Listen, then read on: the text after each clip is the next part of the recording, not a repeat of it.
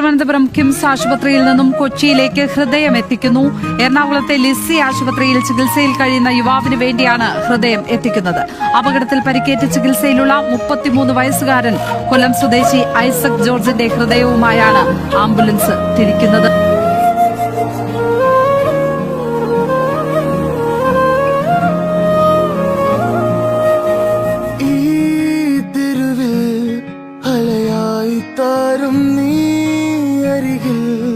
കരയായിത്തീരും ഞാനുലകിൽ മായാത്ത ദൂരത്തായി ഭൂവിത്തായി നീ തീരാത്ത രൂപത്തായി സൂറത്തായി നീ